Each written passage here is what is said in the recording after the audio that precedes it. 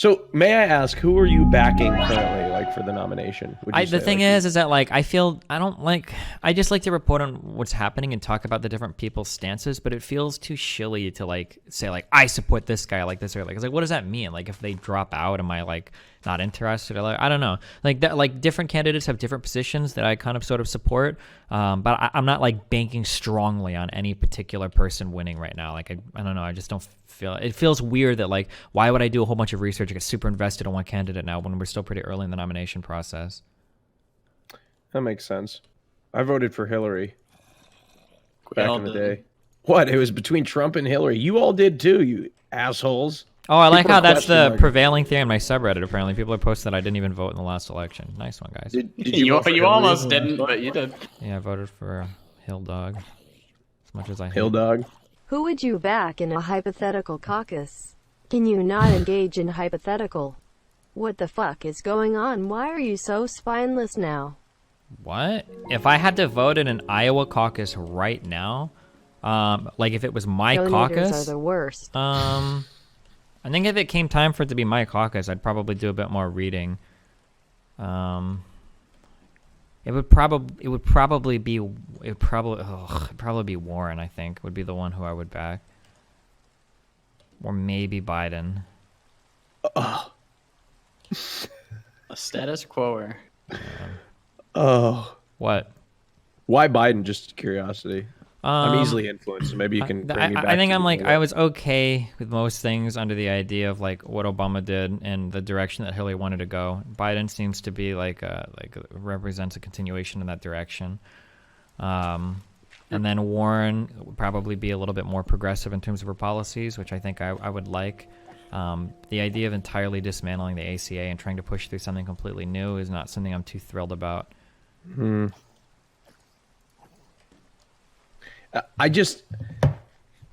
I know that Pete is more progressive than Biden. If Pete was like 50, I might support Pete. The thing that worries me about Pete, from just purely from a policy point of view, I like Pete and everything that he said, but Pete is like so he's so new to politics, and his track record thus far is not that good.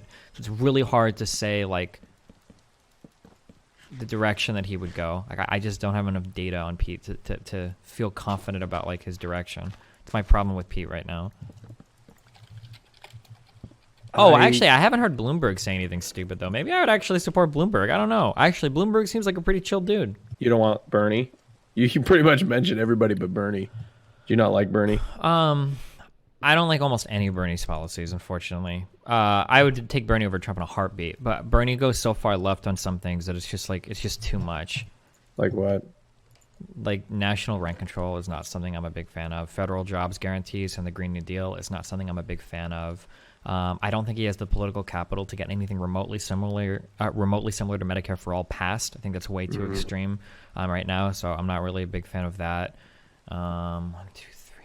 I'm not a big fan of exactly. Rent control is where if you have a building and you rent it out for a certain dollar amount, you're not allowed to raise the rent past a certain percentage each year. That's determined by the state or federal government.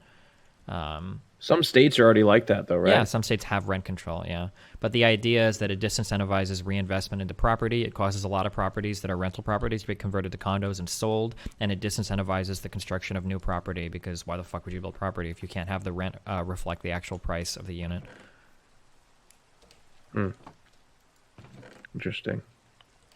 What about universal, what about free education or public? Oh, that's something that I also like Pete's stance on more. What issue do you think I don't like changed the most on since the 2016 election? I'm not sure if education should be free. It sounds good, and I thought about this a lot in the past, where I thought it should be free. The more I think about it, like college degrees are actually so insanely fucking valuable. Like if you have $80,000 in debt, but you're earning, like 3 times whatever you would have with a high school degree, I don't know if it's necessarily a bad thing that you have to pay that debt back. Like if your earnings potential has increased massively, like that's an investment that you make in your education, and now you have it, and now it's fine to pay it back. I don't know how I feel about the idea, like, oh no, it should all be like debt forgiveness or whatever. Like, well, why the fuck should we forgive the debt of some guy that's making like 70, 80K a year now because because he got his comp Yeah, sci but, degree. Like, but that's 80,000, like student debt is like just ridiculous. Like it's insanity. yeah, like, but so how is the much wage tuition premium. costs. Yeah, but the wage premium conferred to college degrees holders is like really fucking ridiculous too. Like the median income I think of a person with some high school is like 31,000 a year. The median income of somebody with a 4-year bachelor's is like 56,000 a year. It's insane. You almost double your earnings potential with any 4-year degree. That's crazy. And I don't think the wage premium for a 4-year degree has ever been higher than it is today. So like the idea that like that all just needs to be free, like, man, I don't know. Don't you think it's a little too, at the very least, don't you think it's like a little too expensive? How do you determine that? Too expensive compared to what? I mean, like, I don't know. It's just like ridiculous. Like to go to school and get educated, you're going to go into $80,000 in debt. I mean, Yeah, but if you're going to double the amount of money you earn. But that's no guarantee. I don't know. I mean, It's no nothing in life guarantee. is a guarantee. I mean, if we're going to take that route, right? Like, Suppose. What's the interest rate on a lot of these loans? subsidized can be anywhere from 7-ish. 0% to non-subsidized can go up to 10%, I think. I don't know. It can get high, it can be low. I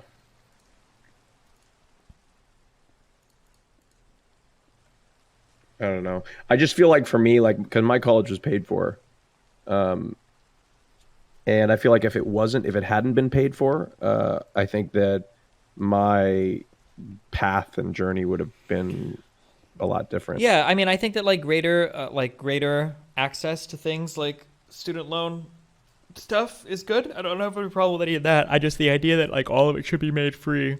The thing is that what a lot of young people don't realize is that when it comes time to fund programs, you have to fight for these tax dollars. No one, especially Republicans, are not going to give them to you. So like, when I say political capital, does that mean anything to you?